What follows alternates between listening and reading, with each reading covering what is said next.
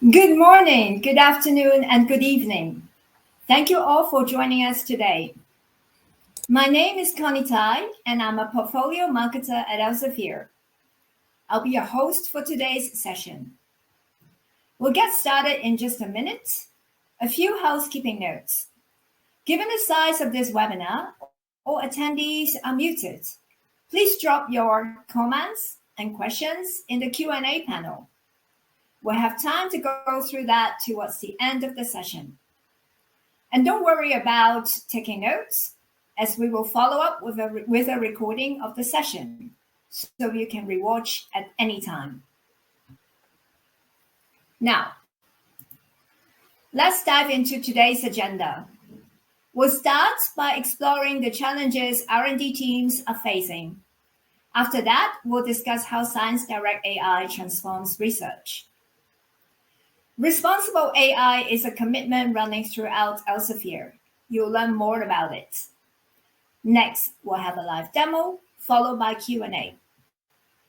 So, let's kick things off with our first poll.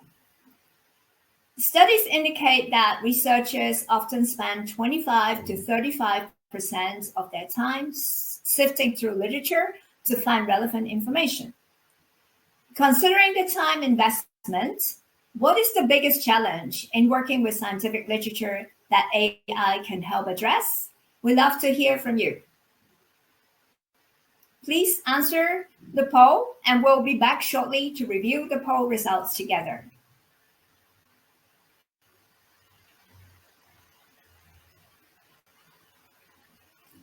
Answers are coming in.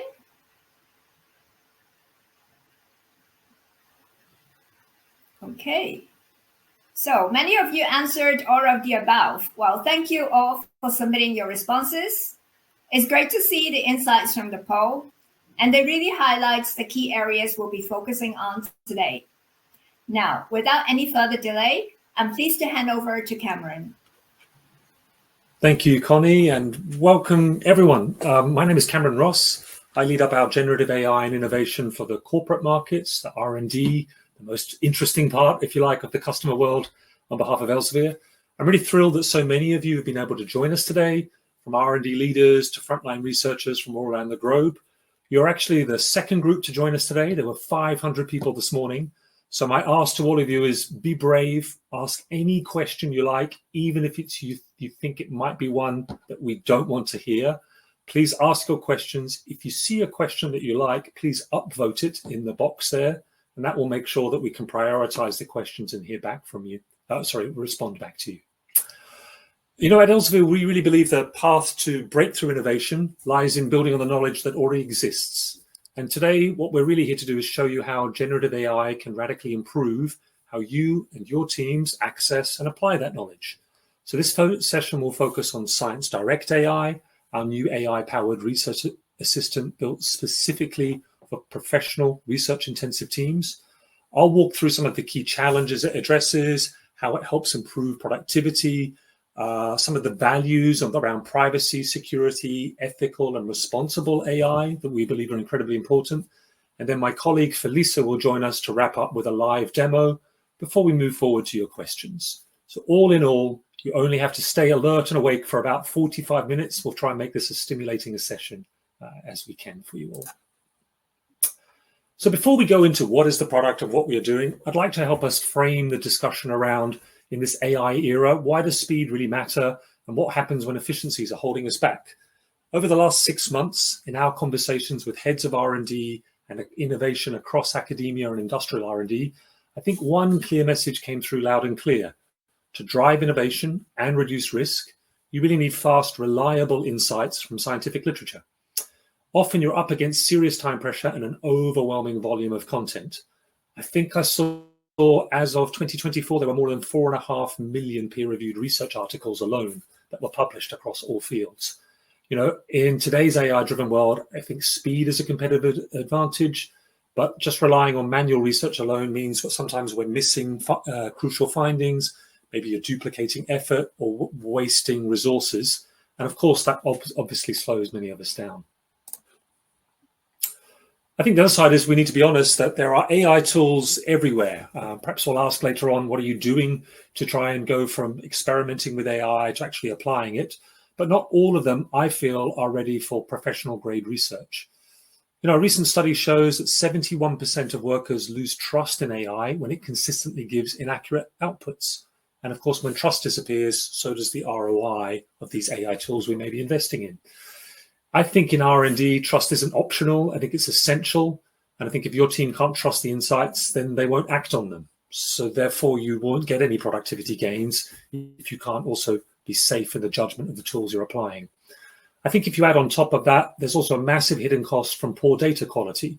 According to Gartner, the average loss per organization per year is around $12 million being lost due to inefficiencies due to poor data quality.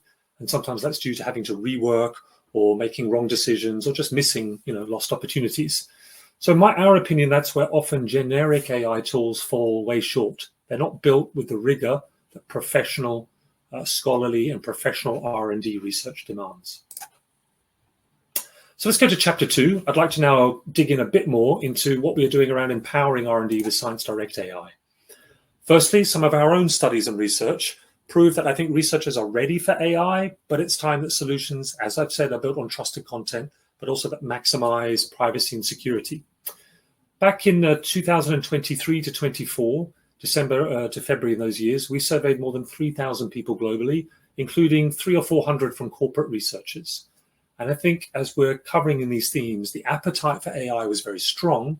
Researchers see the upside, faster knowledge discovery, higher productivity. But I think as you'll see on the right, in those red bars, they're also very cautious too. They told us quite clearly they needed tools that were grounded in trusted sources, tools that respected data privacy, and tools that had, I guess they call it traceability, right? That it's explainable and it's accountable. Those are really the guiding principles and the values that we've instilled in ScienceDirect AI. It's designed to meet that bar by combining the power of, if you like, the consumer power of generative AI that we're all experiencing outside on top of trusted content, and then with prompt engineering and tuning so that it is good enough for professional decision making.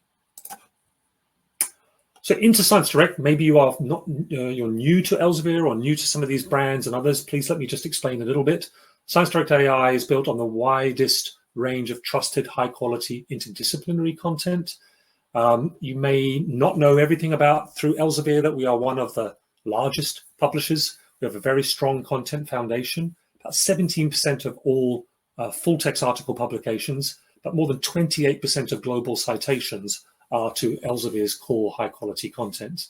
And so we built ScienceDirect AI, adding an AI application layer that you can buy as an AI plus module, if you like, on top of ScienceDirect, really to help researchers address the need to get quick, accurate insights. And again, it's about how do you combine this generative AI with that high quality core content base. ScienceDirect is already a platform that perhaps many of you are aware of. It's certainly extremely well used across all academia and across the research industry. Perhaps it may be a surprise to know that there are nearly more than 100 million visits per month reaching ScienceDirect articles on the ScienceDirect platform. And it's really designed to fit naturally into how researchers, I think, already work. Our SDAI will integrate seamlessly into that existing workflow, so you can spend more time searching, more time researching, hopefully with productivity gains, more time thinking and creating at your freshest. And I think that's ultimately where I get the most benefit myself when using AI tools. It's really about freeing up my brain power for higher value work and driving better outcomes faster. It's not about automating report writing or outsourcing it to someone else. It's having a scientific assistant at your fingertips at all times. And that's very much our founding ethos here too.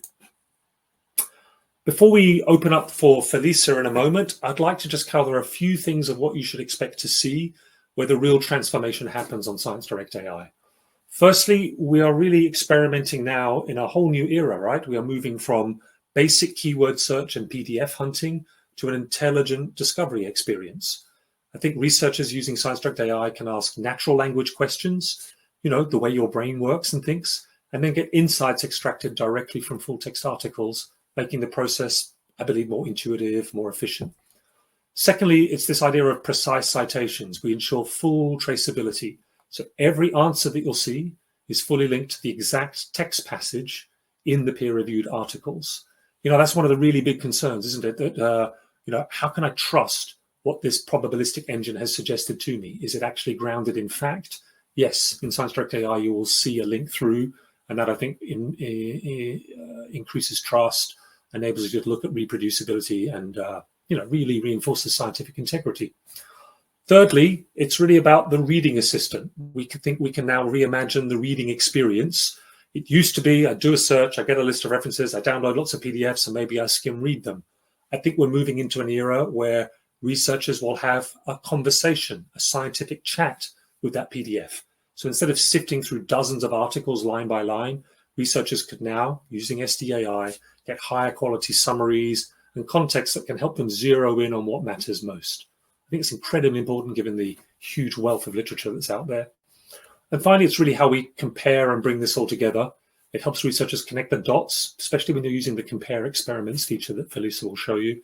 And that I think helps you just get a more comprehensive, reliable picture of the various topics at hand. So overall, I'm very excited when we get to show you this, because I think it's really how modern research workflows are going to look, so you can be faster, smarter, but still grounded in trust. Now, some of you may already be thinking, okay, that's great, but how do you make this thing? I'm going to just share a little bit more now about some of the key principles within ScienceDirect. So firstly, earlier in this talk, we focused on the content coverage that is within there. I should stress that ScienceDirect hosts our own copyrighted content. We are also hosting about several million articles that are CC BY from the PubMed Central, so open access content, particularly in the life sciences and health sciences, you will discover there. And it is our ambition to open our platform so that other publishers may also host their content on SDAI. If you are from such another publisher and you'd like to learn more, please reach out on the chat, write to me. We'd be delighted to just share our experiences. Does using SDAI, for instance, decrease the number of downloads of full text? Not in our experience. And come forward and we can perhaps talk more about where there may be partnership opportunities there. So trusted high quality content today, predominantly from ScienceDirect and Elsevier. I think two, it's really how we apply robust applied technology fit for professional decision making. Many of you may want to know precisely which models and others we work with. I can share more later, but ultimately we work with closed private environments. Think of it this way, that we are licensing models from OpenAI, from Anthropic. We host them on secure private cloud servers from Microsoft, from Amazon, and we ensure that none of your input nor the content hosted is allowed to leave that container, which means it is not used to train public models. And that, for me, is really commitment number three. Our commitment to responsible AI also means that it's secure. It's private, it's transparent, it's ethical, but it's secure, confidential, and private. That means you are free to ask any IP-sensitive questions, because neither we at Elsevier are looking at what you're writing, nor are our technology partners permitted to train any models with any prompt input that you put in. So I hope that's clear, but if you wish to ask any questions on it, please do so. I think there's also a fourth key ingredient on our collaboration and innovation journey, and that's really around the collaboration with the research community, because great tools are built with great real researchers and users. And perhaps just to share a few lines there, that over the last, say, 6 months, ScienceDirect AI has really been built for and with the community. You'll meet Felisa in a moment, but many of her colleagues, I think, are inspired every day by walking in your shoes and trying to learn how can we make your research experience just that bit more productive. Overall, we spoke to more than 30,000 individual users from more than 70 organizations. That's across the corporate R&D world and the academic and government sectors.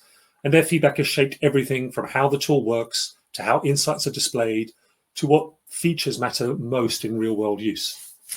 I think overall, our product technology design and data science teams have also analyzed more than 3,000 individual response ratings. So by that, we're often looking at how well did your prompt result in a question, how well did your prompt result in a summary or response that you felt was good and trustworthy that you could act on.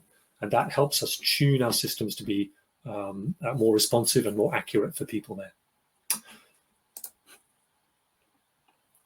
So overall, I'd like to now just look into, these are some of the features of what's in the product. We've talked about the content, we've talked about the technology and the principles, particularly around privacy. I'd like to just call out a couple of key things, in my opinion, that we've learned from researchers as well about how they could use this application. Sometimes I find if we just talk about productivity or time saving, it kind of misses the point. It's really about how you can use these capabilities to translate into real world impact for your R&D workflow, productivity, decision-making, speeding up innovation. So perhaps a few highlights I would pick out maybe just from this slide, but also from my own experience of talking with clients.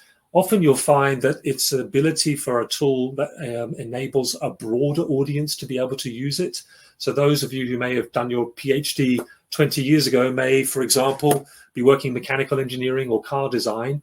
Are you well equipped to be able to study what is the future of electronic recharging architecture and the future of battery design? I think being able to use a product like ScienceDirect AI will help you be able to ask in natural language, cutting edge technology that perhaps maybe just outside the edge of what your core training said, helping you kind of really expand or democratize and broaden the scope of people that can get value from science. I think secondly, it's about searching deeper, not just into abstracts. ScienceDirect's real core strength is full text. Full text is on average 10, 20, maybe 30 pages in some fields long. You can spend hours perhaps zooming through an article to find out where's the novelty. Has this already proven or disproven the research that I've been working on? Having a powerful AI assistant there that could sit on your shoulder, always fresh to dig into that, I think is incredibly valuable. Maybe here's a big one that my colleagues in publishing sometimes don't like me to say is, wouldn't it be better to find out earlier that this article isn't relevant and I can skip from downloading it? Those are possibilities also by using SDAI because you're using it as search or a comparison level.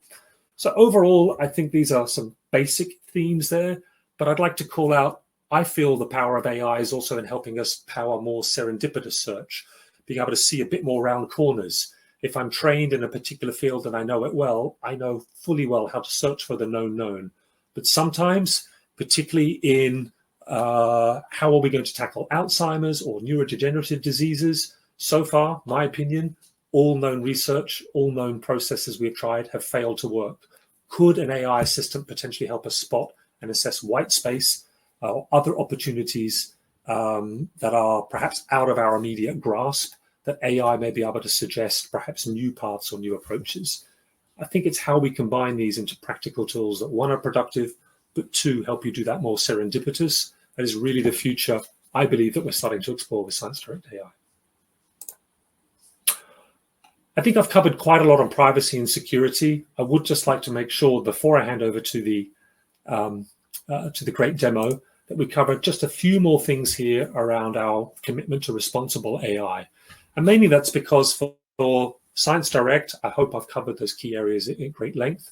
It's also something that is not just unique to this product. Across our company, through LexisNexis, part of RELX that works with legal, through our health division with Clinical Key AI, and through in our world working in research, A&G and corporate research, we launched a product last year on Scopus AI. We're really driven by the commitment and the public statements of our CEO Kumsal Bayazit, who's made it very clear that safe AI, responsible AI is a #1 priority for our firm. So for all of us working in product, marketing, commercial, technology, data science, and engineering teams, we make it our business to embed ethical design into everything we do. And I hope that you will see, if today ScienceDirect AI may not be immediately for you, look out for what is coming from our life sciences solutions, particularly on Embase, for pharmacovigilance use cases and biomedical research, for Reaxis, how can we make it easier for overloaded synthetic organic chemists to perhaps investigate potential new life-saving compounds. All of these solutions will be built with the same ethical and private secure commitment as well. So with that, I hope that you'll see more of that to come from us. But please make sure, if you have any questions about those, I'd be delighted if you contact me via LinkedIn or via my email as well. So I think we've covered quite a lot on privacy and security, but I would stress it's the #1 question I'm often asked. How safe is this? I think the key point I would make here is much more around the commercial grade and cloud infrastructure that we use. So I'll repeat again, we're building our experiences not with our own homegrown foundational models. We license in models from OpenAI, Anthropic. We host on cloud services from Microsoft and Amazon, but those are private and secure areas. We adhere as best we can to all principles of privacy security. We're ISO 27001 compliant for the majority of our products at Elsevier. If you would like to see those statements, please do. Ultimately, we adhere, of course, also to the powerful privacy laws and principles under GDPR, as well as the California Consumer Privacy Act as well. I put a lot of emphasis on these because I think the number one question we often receive from researchers, research leaders, data scientists, and legal is, can I trust you, Elsevier, not to use my input to train your models? Can I trust you not to be prying into what we are researching? My emphatic answer is yes. Our use of third-party LLMs is private. There is no data exchange or use of our data to train any of those public models. Good. I think I probably said that 3 or 4 times, so apologies for ramming home that message as well. Well, great. I think we're at that point now, which is for me a much more exciting event, right? So I'd love to introduce you to my colleague, to Felissa van Hasselt. She's a product manager working on ScienceDirect AI, and she'll be able to explain to you much more hands-on and applied, right, Felissa, how it finds, interprets, and delivers insights. So I'll hand the microphone to you. Thank you, Cameron. All right, let me share my screen so I can show you ScienceDirect AI in action. Okay, so here you can see the Ask ScienceDirect AI homepage view. And this is really where you can start your search and discovery journey to find summaries, comparisons, extract insights in response to your query. And that query could be anything. You can ask your research question in your own words, and you can even use your own language if you prefer. It doesn't have to be English. But for this demo, I'll put in a research question and then put the system to work. So as you can see, your question will be analyzed and optimized. So that means that any typos that you may have made will be corrected. Your query will be translated into English if necessary. Any abbreviations that you may have used will be expanded so that the search engine can do its work optimally. The system will decide which search strategy to use. So it will combine both semantic search, so searching by meaning of your query, with simple keyword search to get back the most relevant passages of full text from our index. So with these relevant passages, the large language model will generate a summary response. And as you can see, and this is something that is not, true for any AI tool out there, is that every statement and every assertion in the summary response is accompanied by at least one reference. So this allows you to very quickly verify the statements in the summary to the actual research that it was grounded in. And these references are not just titles and maybe abstracts. They actually point back to the exact passage in the full text that is underlying this statement. So in this case, you can see the answer was derived from the results and discussion section in the article. So this really allows you to very quickly verify, has the LLM interpreted this article or this passage properly? Is it in fact relevant to my query? Do I think that this is worth looking into further? Do I want to read this article in full? So I'll come back to this preview later, but before I do that, I would like to show you a bit more functionality on this page. As you can see here, you'll be able to copy the summary answer, including all the references that were used, so that you can refer back to it at a later time. And also, we've added an integration with my library, which is essentially the Mendeley library. So if you have a Mendeley account, you can add your references found by SDAI to your Mendeley library. If you don't have a Mendeley account, you will be prompted to create one, and that is just totally open and free for everyone. Then going further, you'll see this section here, which says references from the summary. So this is really all the references that were used by the LLM to generate the summary, listed in a nice overview. And for each of these references, we've provided a small individual summary that will indicate how this article relates to your original query, which is at the top still here. Again, helping you to, very quickly decide, is this an article that I want to read? Does this summary, in fact, mention something that is of interest to me? And you can see in this case, the LLM picked 9 articles to generate a summary from. And there's one remaining related insight, which is actually another reference, which was not picked by the LLM, but was retrieved in response to your query, and is also of relevance to your question. And again, this individual summary indicates how it is related. Then going all the way down to the bottom, you'll see a list of questions. These are actually LLM-generated suggested questions that can help you continue your discovery into this topic. So you might get ideas of what to ask next, things that you might not have thought of, different angles to the question that you initially asked. So we've heard from our users that this is actually helping them a lot to, broaden their view and continue their discovery journey. So if we go back to the references, and let me open that side panel again that I showed you before. If after reading this, you've decided you want to see the article, you'll click on View Article and you'll get taken to the article page on ScienceDirect. And the second component of ScienceDirect AI will open up automatically. This is what we call a reading assistant.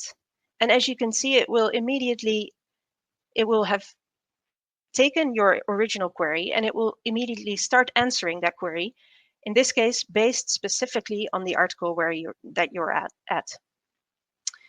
And again, each statement, each part of the answer is grounded in the actual text and can be referenced through the links provided in the summary. So you can immediately see, where does this answer come from? Which parts of the article are relevant to me? Which pieces of text do I need to read in order to, understand or get a good understanding with regard to my question? And this prevents you from having to read the entire article top to bottom. If there's really just maybe only one section of the text that is of actual relevance to you in this case.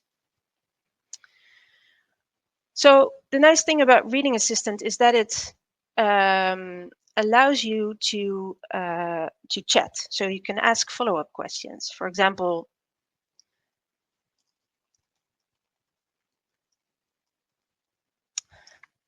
sorry.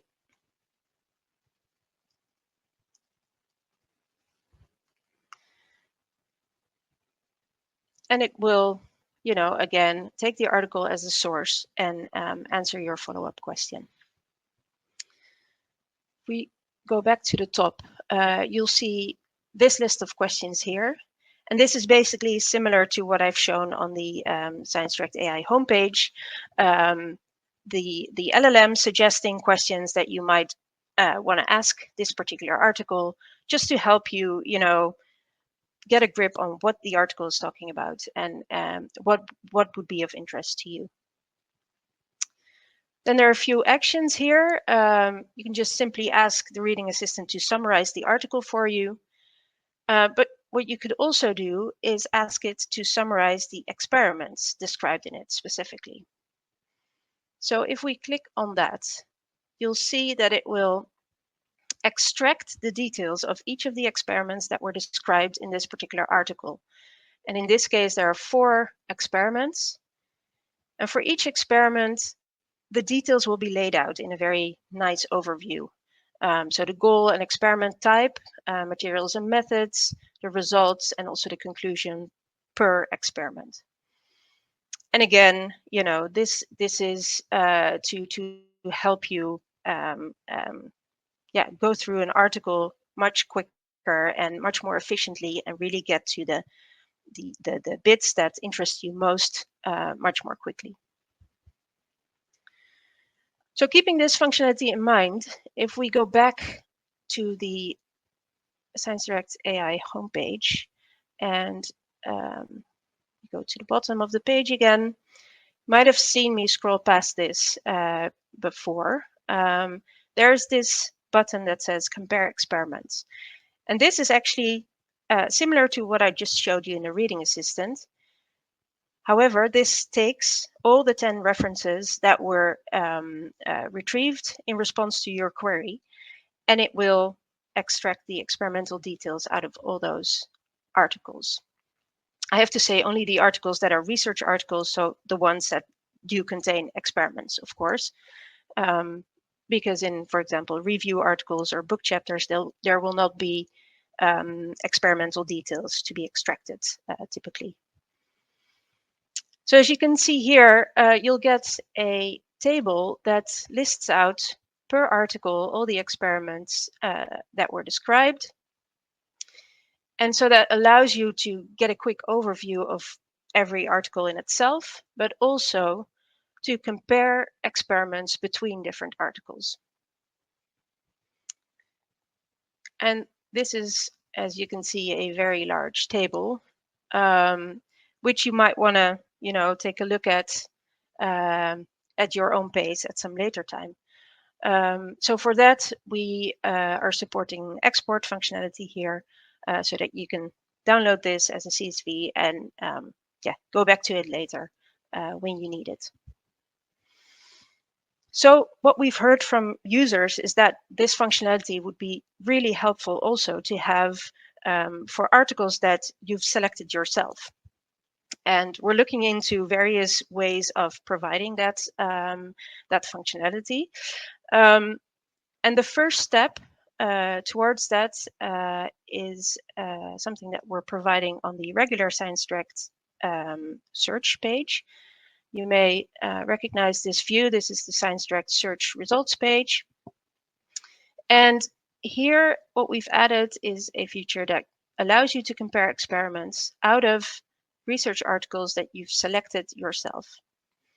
So if I select these 2 research articles and click compare experiments, the system will generate a table like I've shown you before for these 2 articles and extract the experimental details on the fly.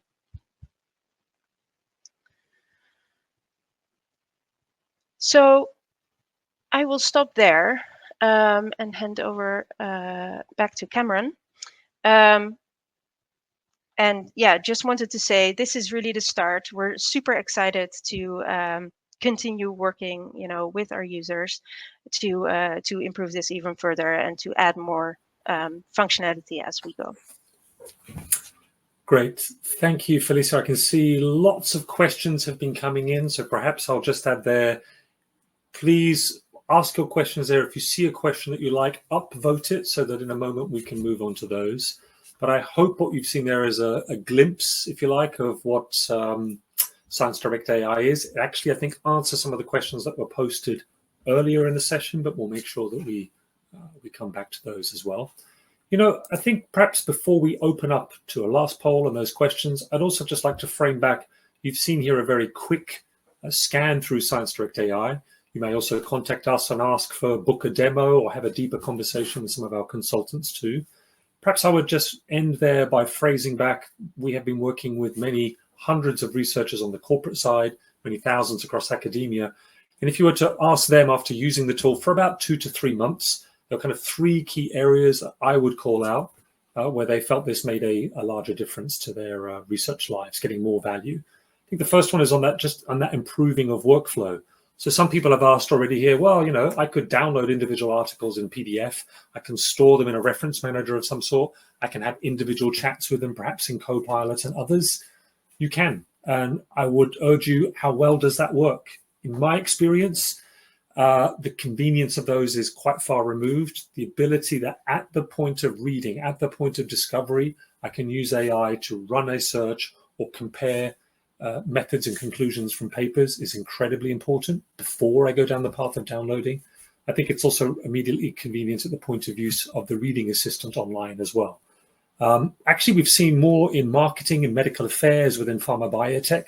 They seem to be the ones, as in this quote, who are under some of the most incredible time pressure. So that particular group, maybe you could classify yourself there as well, seems to put an enormous importance and trust and faith in SDAI as well. I think overall it's around for those people who are perhaps the most intensive readers of documents. So, on average, the average researcher around the world is probably reading between 1 and 2 articles per week. But when we analyze our own data, you'll always end up with a super cohort, a power user group that could be looking at 10 to 20 articles per week. And under that volume of research, having to sift through them, an AI tool like ScienceDirect AI can save them up to 50% of their time by being able to ask keyword searches, regardless of whether they know all the terminology, or being able to look through well-structured references as part of their research question.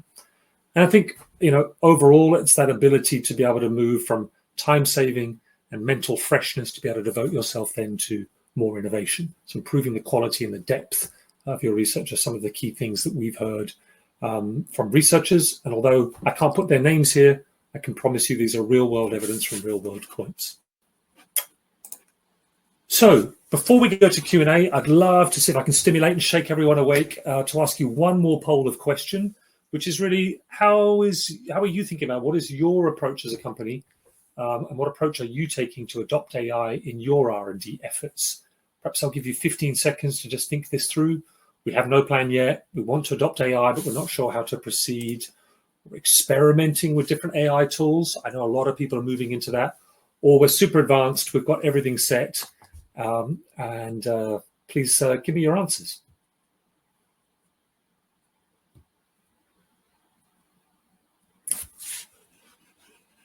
I might have to ask Connie if we can display the poll online, but let me quickly check. There we go. So the first answers will come back yet in.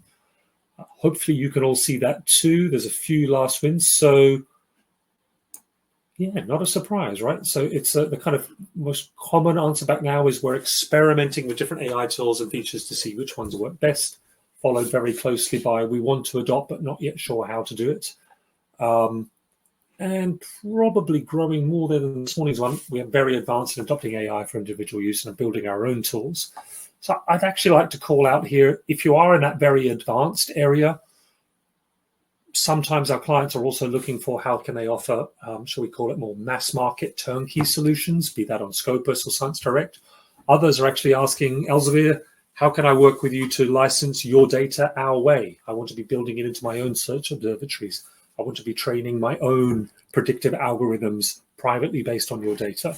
If you have those type of needs, please do reach out. We can serve across all of those realms through our data as a service, through our consultancy, through our SciBite technology, or of course through our AI modules that we are now launching more and more on our own solutions as well.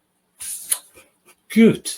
Well, on that area, before we just go to questions, I'll put up there, if you have a camera on you or you want to follow up more, take a screenshot of that, click the QR code if you'd like to, perhaps book a demo, you just want to learn more, write your questions, or you'd like to explore how could I set up a structured proof of concept, a trial, perhaps in a different language, over 4 weeks for you and your enterprise. We'd be delighted to help you.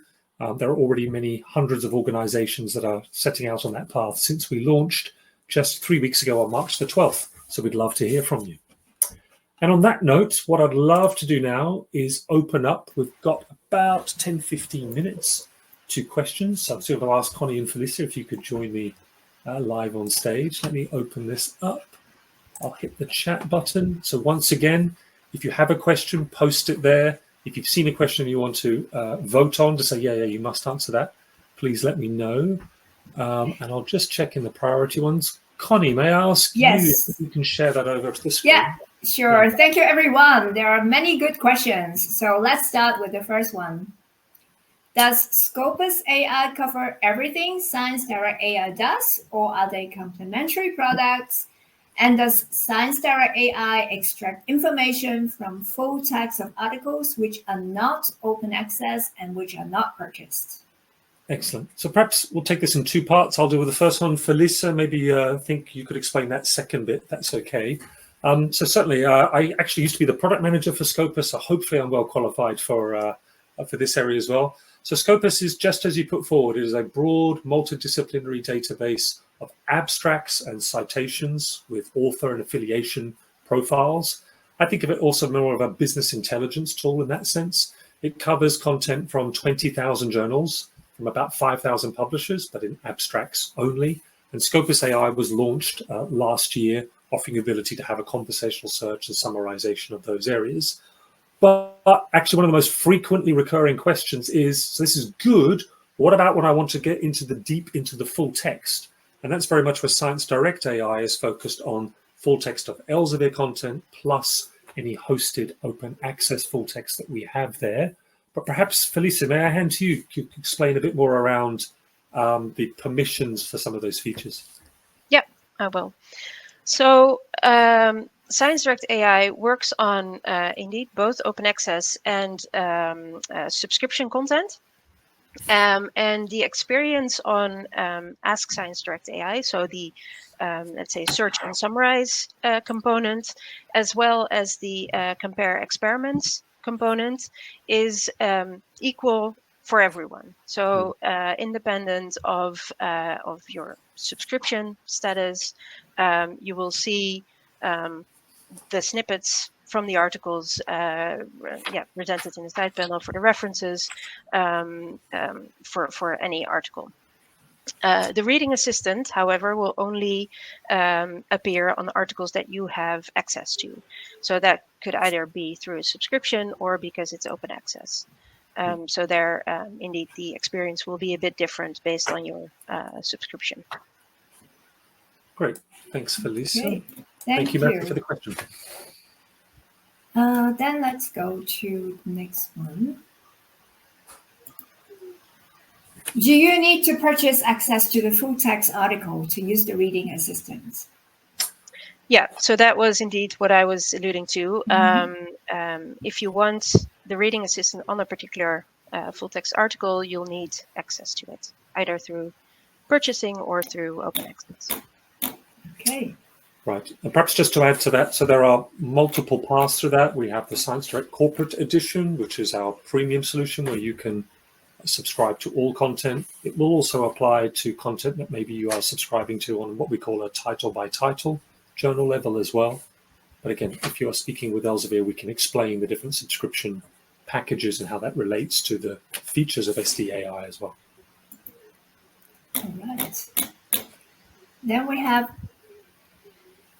a question which actually is very popular. So rarely is a decision based on a single study. Converging evidence from multiple studies is needed to advance confidently. The ability to identify this convergence and its limitation is a time-consuming process. How is this operation supported by the AI? So, Felisa, I think that question was asked at 4:10, so just when we started. I'm hoping, but maybe you could reframe particularly around that demonstration you gave around the compare. Yeah, so, well, both the compare as well as the summary answer, I think, the summarization. I think, indeed, the way we've set up ScienceDirect AI is really to do exactly this, converge knowledge from multiple articles into a single response that can help you, advance your knowledge. And it could be a starting point, right? Like this initial list of 10 references is a starting point. You could decide to ask follow-up questions. You could decide to follow references within the snippets of text that are referenced in the initial answer. And also, as Cameron mentioned, the compare experiments feature will help you to converge knowledge out of several papers and get a good overview of a particular topic related to your query. I do have to say that again, as I mentioned before, we are, this is the starting point, and we recognize that this is the core of what research is, right? We have to be able to see all the different angles. We don't want to miss out on let's say on competing statements maybe, or research that has that is supporting particular statements. So we're very much looking into how to even better elevate all these different angles to a particular topic to help you even more and better in this particular case. Yeah. Mhm. Yeah. Thank you. Next. Does the AI assign higher value to Elsevier sources versus external if external sources are included? Felisa, No. go ahead. Then I'll add. No, absolutely not. We're treating every source equally, be it from Elsevier, external, subscribed content, subscription content, open access content. Everything is treated the same. Book content. Yeah. And maybe I'd like to just build on that one as well, because as I said, I've worked across many of our other solutions where, let's call it out, products like Scopus and Reaxys and Embase. Elsevier is a powerful piece of the puzzle, but it is the minority of the content. We make sure that we are offering an answer back to the user that is based on an unbiased view, right? What is the actual result going to be regardless of the publisher of that source? So I just want to bring that across, that value and that transparency we bring to all of these tools, because that's the essential value we have to offer to a non-judgmental decision-making process by researchers. So I can assure you that would always be applied across all of this content. Obviously, we are also very keen to open the platform so other third-party publishers could also potentially join and benefit from this safe, private, secure AI, whilst offering an expanded reading experience across their content as well. But very good question. 33 votes. Thank you for asking. Thank you. What else should we hit next? So quite similar question, actually, right? Can ScienceDirect extract information from other sources than Elsevier? Yes, it can, and it is. So at the moment, like Cameron mentioned, most of the content that we have in our database is Elsevier published, but we have a few million articles coming from CC BY, open access content coming from PubMed Central, and we're continuously working with our publishing partners to see whether we can add more external content to the database. Yeah, thank you. Thank you. Next, what do you do to mitigate the risk of the AI hallucinating? Great question. Felisa, why don't you take that? I feel you're the genius on this topic. Sure. So just to emphasize, as a start, no generative AI system will ever be 100% hallucination free, unfortunately, but that's just due to the nature of LLMs. However, we do robust prompt engineering. We do thorough testing and evaluation of the outputs that our system is generating, both using subject matter experts, so human oversight, as well as automated evaluations. And that's combined with the fact that we're using this procedure, which is called retrieval augmented generation, or RAG, you may have heard of. This ensures that the responses are based on the literature. So through the prompt engineering, we're telling the LLM to only use the snippets or the passages of text that were retrieved by the search engine to generate its response from. So all that together, plus the fact that we provide the exact passage of text that underlies every assertion in the response, which enables verification by the user. All of that combined, would be our answer to mitigating this risk. Yeah, and maybe I would just like to add on that as well, because I think I talked a lot about privacy, security, and an ethical, responsible stance. I think if you're using the power of AI, can obviously help us see round corners, suggest ways that so far have confounded us. But I would always stress, if you're using AI tools, ensure, like with ScienceDirect AI, that at least the answers are being derived from trusted, high quality content. So that I think we have answered. Right? We are extremely strong on our editorial coverage of what is in there as well. But you must always be aware that human oversight has to have the primacy here as well. So I think when we were looking forward around this, I think is one of the best examples of how you can come up with Gen AI answers from trusted content, but I would always stress that you must use your judgment effectively. Yeah, thank you. Responsibly, so. Yeah. Next. So what we research is confidential. Nobody could know it. Yeah, I saw that one. So that came at 4:13 today as well. So I hope we covered some of this, because I think if there was one thing that I took a lot of repetition on. So thank you, Valerie, for that area. It is confidential. So I will repeat again. At Elsevier, we are not competing in your R&D world, whether that's in biopharma or automotive or others. We are a precision data, content, analytics, and technology company. So secondly, we are ISO 27001 compliant. If you don't know what that means, we can make sure we show you our certificates. That means we put great store by privacy and confidentiality. And thirdly, I think the real question many people are asking is the same across our company. Our lawyers and our compliance officers would forbid us from using public AI consumer products, because in effect, we would be sharing externally to those models confidential information from our own groups about our innovation, our pipelines, our human resources. So these type of things you can ask of our tools, because we do not look at them, nor do we pass that information to any of our partner model makers. We work on private containers that are hosted on Microsoft and Amazon only for our use for the creation of these tools. Thanks. Is AI also on Embase?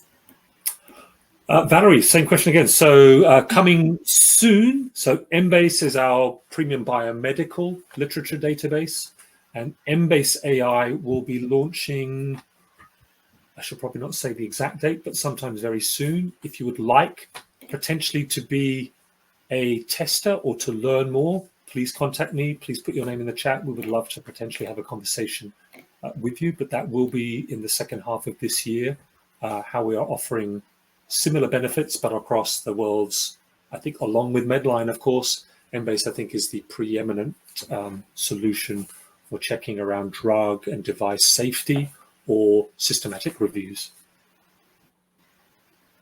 Thank you. Next question. Our researchers are very interested in digesting multiple articles. If we aren't creating an LLM, why wouldn't we be able to use a tool like Copilot to summarize the articles for better awareness? Great. Thank you, Denise. Thank you for your question as well. So let's be clear here as well. If you are a subscriber to ScienceDirect and you are an individual within your company, like I am, imagine that. I download articles from ScienceDirect or perhaps other publishers and I store them on my hard drive. I am allowed, providing I'm using a private, secure version of, for example, Microsoft Copilot, I can chat with my PDF. I've done it myself with articles from Elsevier and other groups. You know what I've also found is it's not very convenient, nor is it very well guardrailed or tuned to that specific document. So I'm saying you can, as long as it's for individual use, not for systematic use. And I'll just explain that a bit more.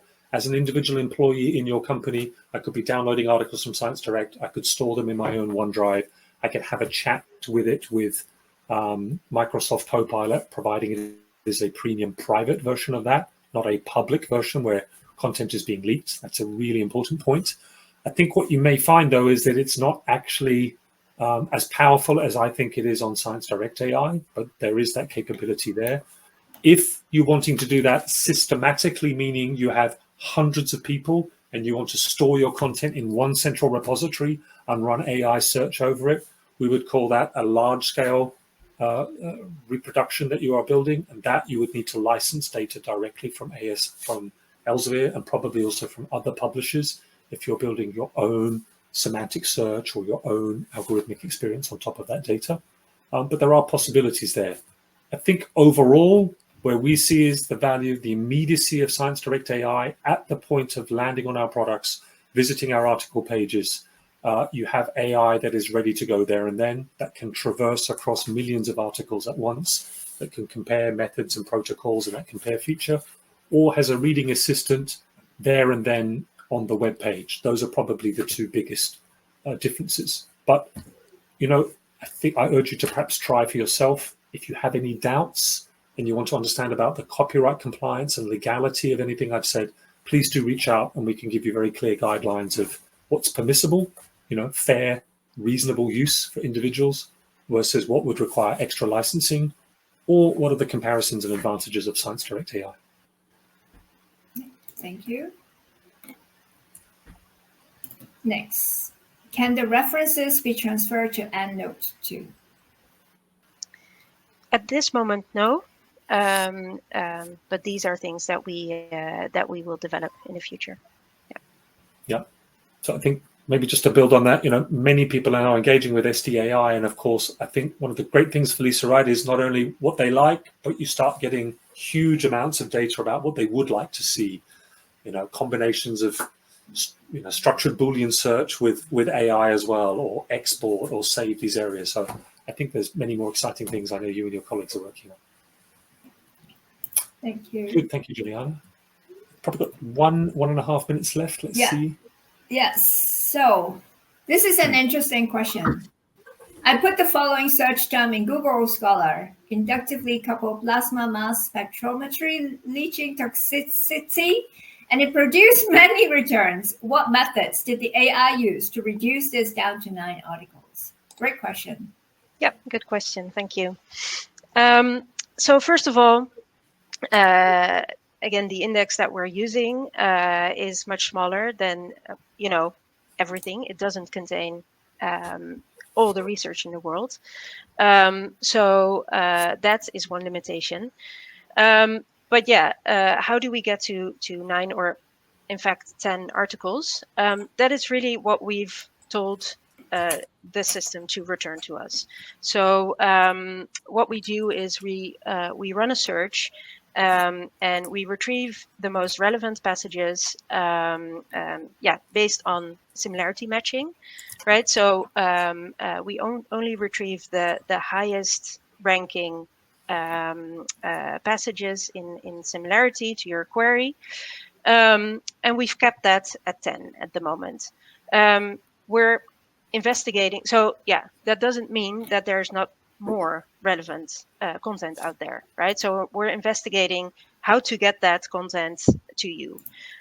So we wanted to step away from a classical search, where you get tons and tons and tons of results, and it's up to you to figure out what is relevant to you. We wanted to help you get to the one thing or the couple of things that are really, really relevant to you, so that you can use that as a starting point to then continue your discovery. Thank you. So we are towards the end of the webinar. We have less than 1 minute left, and I think all the urgent questions have been dealt with. So I would like to maybe invite Cameron to conclude this. Thanks, Connie. Thanks, Felisa. Thank you all for attending. I can still see there are 371 people here, so thank you so much. We'll keep it to the hour. We really appreciated your patience, your time, your listening. Thank you for all your questions. We will also go through all of those to figure out how can we make it easier and simpler and how we explain or what we can put out there. We'd love to post up a survey at the end of this, so we would love to hear your feedback. What did you like? What did you hate? What would you like to see better done in the future? Thank you all very much for being here today. And thank you to Felicia and Connie. Thank you all. Bye-bye. Thank you.